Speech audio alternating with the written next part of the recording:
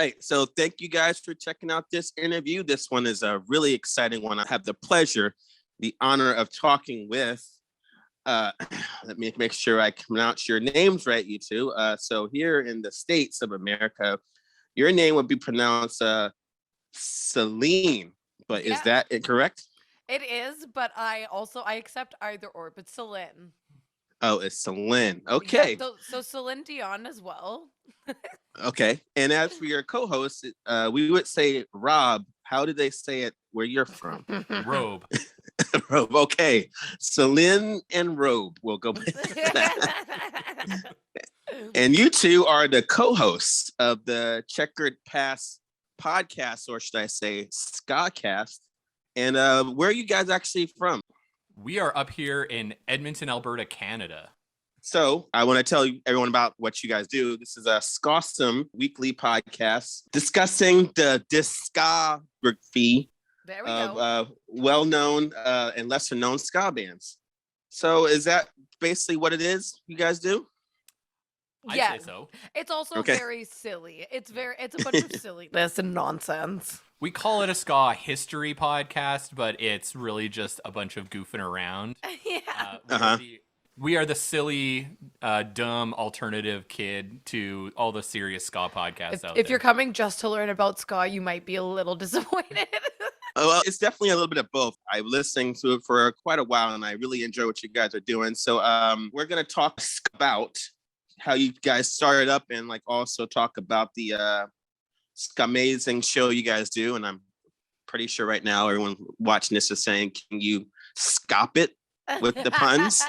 Please don't. Yeah, no, this is our wheelhouse. This is all Rob does all day long on Twitter all day. Is like try to. So it's good to put him on fire when he doesn't have like time to think about it. If everyone's sick of it, I can't promise you they'll stop. And I don't mind if you guys take some of these witty puns I'm throwing at you. But in case anyone like watching this does not know what ska music is, congratulations, you're either very old or very young. So let me break it down like real quick. Basically, ska music branched out into reggae music.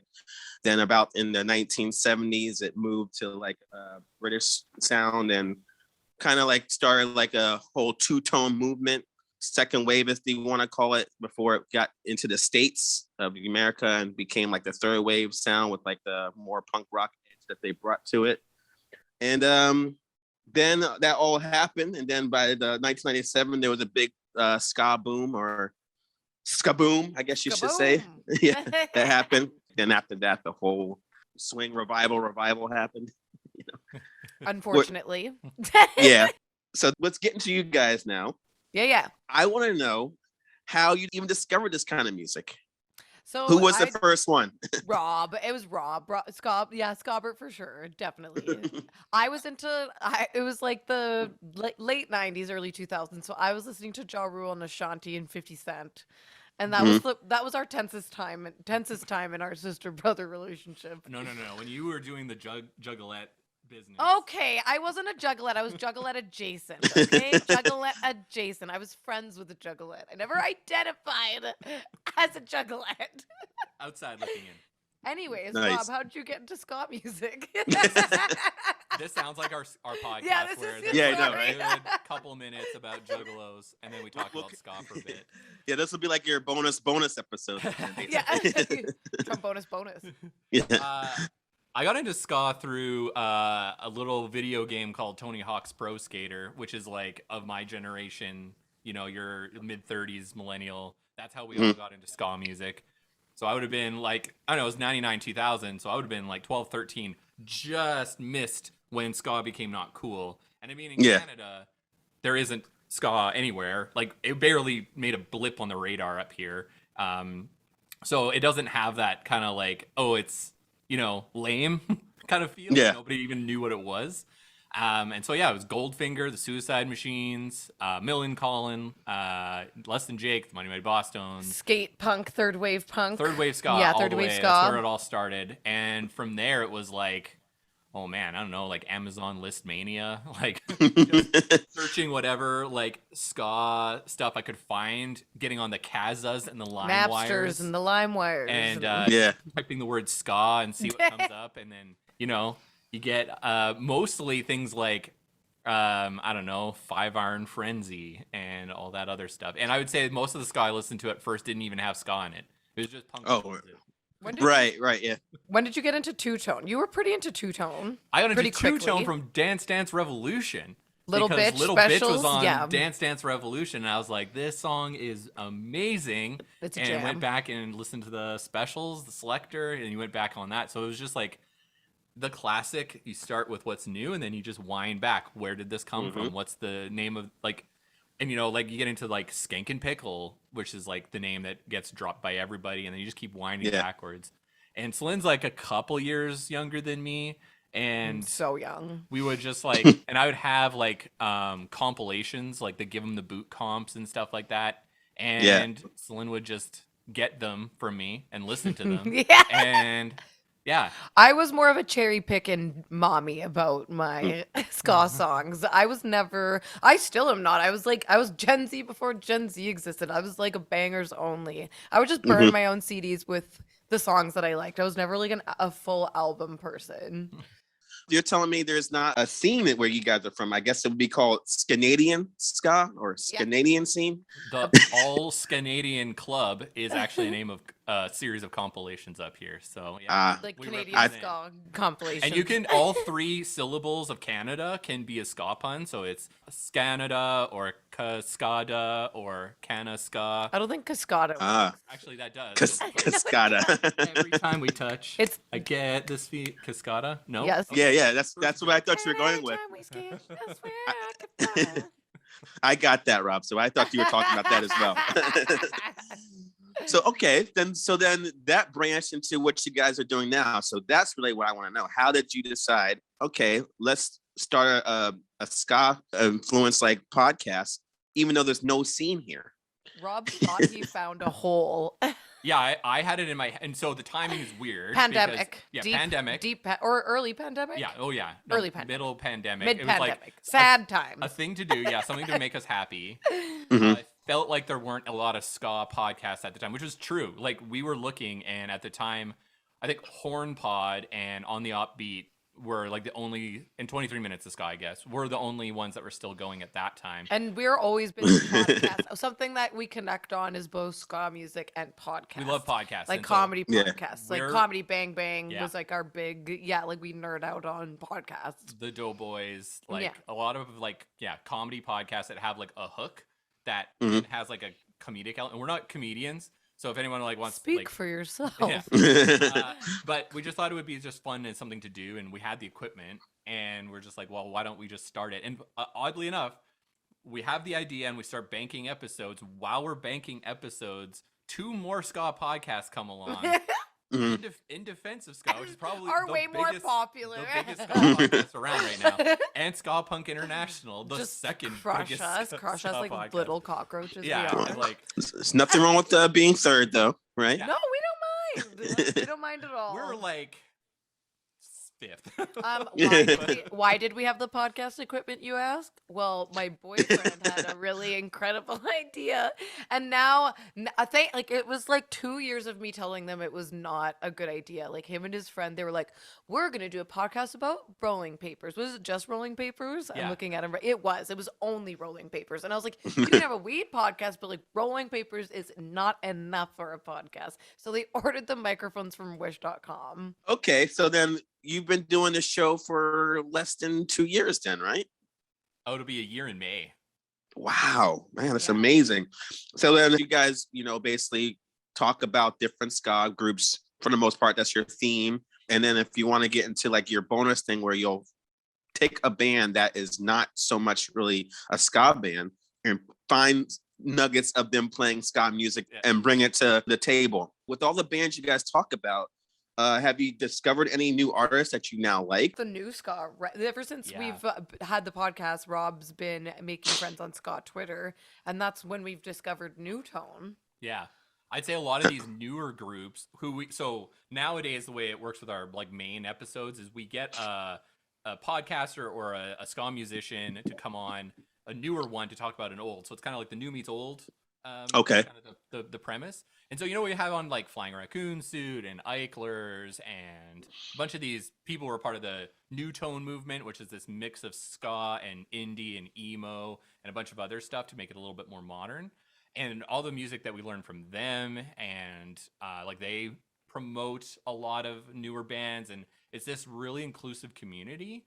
And oh man, we just learned about so many great new bands that way. And I'd say that has been big because I get insulated. I've been listening to the same bands for the last 20 years, and now I get exposed to brand new stuff, and it's also amazing. just the way like DIY music has made like releasing music to the world so accessible, and social media. Like I've just continued to discover like all of these small like Bandcamp bands that are actually like really, really good that should have more notoriety than they do, but whatever, luck of the coin. It's also a lot of like queer people, like a lot of like femme people, a lot of like people of color. So like for so long well, it obviously originated differently, but third wave ska got a lot of white dudes. Yeah. It's very true. Or it felt like that for a long time. As long as you have like the African Americans on the horn section, you meet the quota. The quota. Yeah, and that's a good segue to a particular band I want to talk about with you guys. You did one episode talking about Less Than Jake. I think it's going to be more than one part. And the guests you had on, you guys kind of start diving into this whole issue with probably one of the biggest ska bands that doesn't exist anymore, the Mighty Mighty Bosstones. So I think it's fair to have, even if you're not from the same country as us, to have an opinion on this situation. Do you have a thought on why they broke up and the whole issue of that situation? The Dickie Barrett situation? Yeah, pretty much. Yeah. So it's complicated. It was interesting timing. So Jordan Morris was on the podcast, and he's like he's a podcaster himself. So when we brought him on, like it was just right at the time that the Mighty Mighty Bosstones had broken up and Less Than Jake started issuing NFTs. So it's a really good episode to talk about news. Yeah. And then, current events. So the Bosstones broke up because it turns out Dickie Barrett, the lead singer, who's got the very distinctive like gravel voice, he wrote a anti-vax anthem for RFK, the one of the Kennedy kids, right? Yeah. Who had it at an anti-vax rally, and that didn't go over very well with the rest of the band, who didn't appreciate his stance or the contributions he was making. He seems to be so low on that opinion. Yeah, it seems that way. Yeah. I mean, if anybody else shared an opinion of that, no one's backing him. Yeah, no one was backing regardless, him. Yeah. Mm-hmm. So I would say, and so he went on somewhere, I can't remember where he went, and then he really justified his decision, and I don't think he's going anywhere with what he's thinking. I think we've made it pretty clear, like for us, that we're not on the anti-vax side of things, we're on the pro-vax. We like vaccines. Yeah. So, okay. So I think like totally within their rights to say this is the end. I'd say that's their stance. They're all on one side of this opinion, and he's on the other. And I think like the fans of ska, especially now, are more like counterculture, which tend to be more left leaning, which tend to be more socially conscious, which tend to be pro-vax. So it doesn't tend to be like, I mean, I'm sure there's a couple like just conservative men. I guess so that's what we were talking about with Jordan Morris too. Like, I don't know if it's like a perspective of like, fuck the government, I don't trust the government, I'm an old punk rocker, or he's like conspiracy, whatever, skeptical of science. It's so, or like naturopath or holistic. Like, I guess I don't think it's either is like a great reason, but I guess it's maybe better if he's doing it from like, I don't trust the government perspective. I don't know. A lot of people are disappointed that this whole situation's going on, but what's good, I guess, is that nobody's canceling the Bosstones. And yeah, you can't tour unvaccinated, regardless of what your reasonings would be for being unvaccinated. You're right, you just wouldn't be able to tour, like straight up. And their music is still great. Like, I mean, you go back and you listen to like a Bosstones record, and like even the newest one that came out last year was fucking awesome. Like, sorry, I don't know if we can swear, but yeah, it was really good. And I saw them play at Punk Rock Bowling a couple of years back. They did their first record in full And then Did also I see them? Was I there? You saw the one set they did, but then we watched their second set where the English beat opened. Yeah, wild. that was a bummer. And that was such an amazing show. Like, I couldn't. Okay, we have to back up a second. As a fan of the group, you're telling me you saw them play my second favorite album from front to back, Devil's Night Out? Devil's Night Out, front to back, yeah. And then they played a couple songs because that's only like 35 minutes. So they played a few more songs after. I knew I loved you for a reason, Rob. And Lost, yeah. Now your podcast becomes that much cooler to me. Yeah. Okay, so now let's switch gears to another band I love, and let's put your co-host in the hot seat. Oh no, I know what it is. Yes. What's the deal? Why don't you like Fishbone? What is the problem here? It's just I don't. Your journey Let me ask has been interesting, I will say. Okay, so what's weird is like, how can someone like ska music and hear a song like Party at Ground Zero and be like, meh? It's that like, is meh? a weird, crazy, experimental song that is not an easy song to like, and everybody has to admit that. No, at Party at some Ground point. Zero is amazing. It's a weird song. That's the one I just listened to. Yeah, that's right. Yeah, that's the one I just. Oh, you just heard it?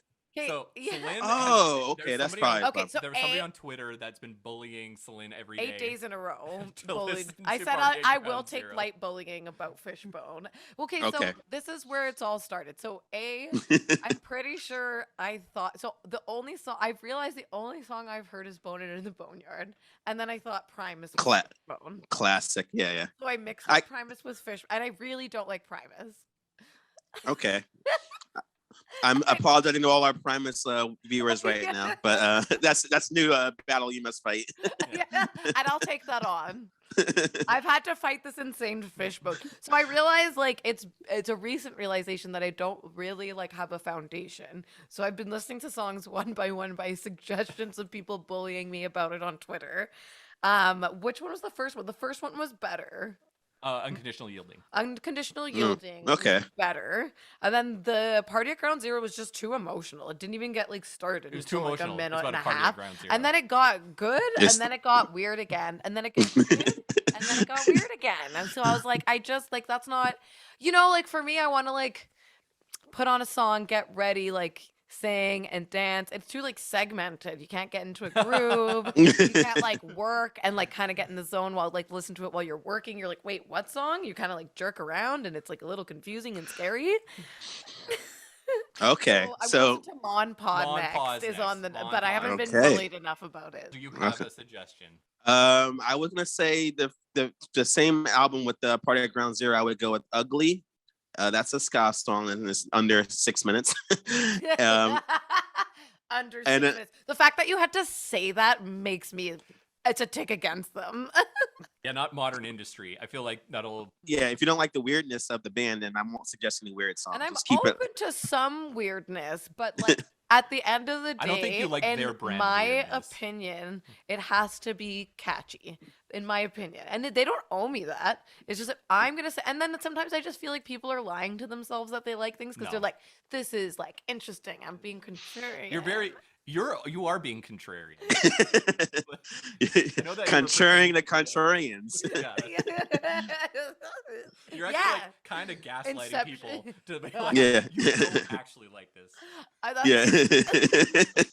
I question it. That's all. Like there's way too many people that are praising us. We gotta find some haters. And I gotta honestly say, I never in my life met anyone that heard this group and just like, I don't like this. You are a relic. A golden, beautiful young relic. Where would you like to see not only your podcast, but like the ska music go? And the reason I asked that with ska is because, as you probably can assume, something is kind of bubbling for it to possibly have another comeback. And the only group I can think of is like the Interrupters, but going from like me seeing them play like a small club to them opening for like, Green Day, so it's like, and they're on the radio. And they're on the radio. So is it possible? We saw them here in Edmonton. Yeah, we saw them, and like there's a ton of Interrupter. I don't know if it'll break counterculture. So the Interrupters are unique in a sense that they're not a part of whatever the new ska scene is. Yeah, they're just like Tim Armstrong's Baby. A little bit. Well, like they're touring with. They're like, what if we did Op Ivy with a chick that was like Brody? It was Green Day and Blink, which I like. I do tour, like right? the interrupter. Like it was a pretty. They're touring with like big acts like already, which is kind of cool that it's giving some like whatever visibility. But I would say what I'd like to see is for it to be like feasible for people to like potentially live off of it. Right, even the biggest like underground, like if I look at Catbite, which is a band that's doing really, really well in the underground ska scene, like they all have day jobs. Like it's not their full time job. Like one guy even said he's like, the goal here is I quit my day job and I can just do Catbite full time. They're one of the biggest ones we can think of. They don't have a radio song, but they have a lot of heat, right? And so I'd like to see us get to a point where they get over that edge, right? And once you see one band do that, all the other bands start to do that, right? It's like that definitely is a high tide that raises all ships. Avril's back. Ska can come back too. The band, the Third Rates, literally they all came together through the internet. Like they're in 3 different cities. And they're doing really well. So that's different. So there's like a lot more opportunities just because there's, you know what I mean? Like there's less opportunities in a way, but there's more opportunities in different ways. And I think like in music in general, like, you know, the top 1% is the only people making like tons of money. Oh yeah. So we need to like allow smaller artists to make it easier to monetize. So like, you know, maybe something like Bandcamp takes like less of, or there's something else that supports artists more that we as fans make sure that we support. So then with your podcast, do you want to be at the Joe Rogan level of financial gain and, you know, obviously controversy? Or are you looking for something in between where you are at now and his level? I don't think it gets any lower than us, but making some money would be cool. Yeah, I mean, right now I just want to like pay for like hosting. Like honestly, this is me and Celine obviously like this is not our full-time thing. This is doing our podcast, but we like we make a lot of time for it and it's great, but a lot of it is like, and I think you know too, like it's all out of pocket expense. Like there's a lot of the passion for it kind of drives you to keep going. And and the community that's been created around it, I'm sure you can relate to that. So you just want to build the community, and that would be the reward at first. Then a little bit of money would help. It's been motivating. The community has been making it like, and honestly, like even talking to you right now, like the friends we've made along the way, it sounds really cheesy, but that actually is what keeps me doing it. Even when like today I had to be late because I own a hair salon and like it just took me along with my client, but I'm like still, you know, I want to do it. It like fills your cup. Yeah, absolutely. And then, you know, just little things where it's like somebody comes and it's like, I just learned a new song, or I didn't know this about this person, or this artist was really great and I looked into them, you know, like those types of things where I feel like like we're adding value to people's lives in a way that we wouldn't have been before.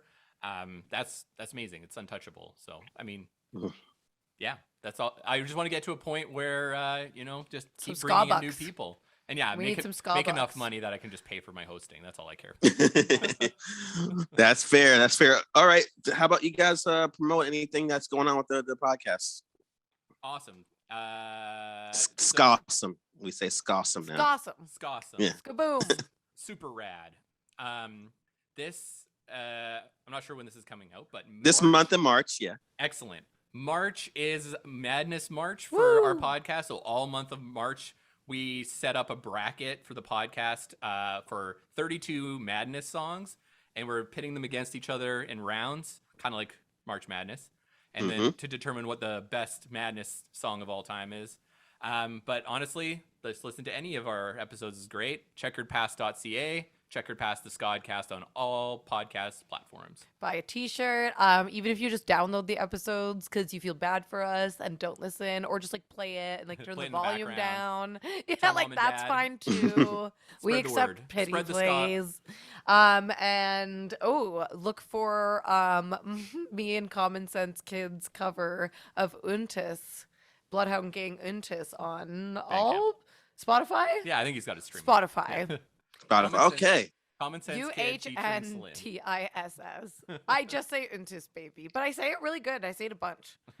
I wanted to say thank you very much, Celine and Rob, for the Checkered Pass podcast, Ska'cast, for doing this with me. I really appreciate you taking the time to talk with me all the way from mid Canada, where you guys are, to a little known podcast here in New Jersey. And if you like what you see or want to have more interviews from us, make sure you email us at njhybridradio@gmail.com. Also follow us on all the social medias, Facebook, Twitter, Instagram. All that stuff is in the description below. Until next time, skanks for watching. Like and subscribe, folks.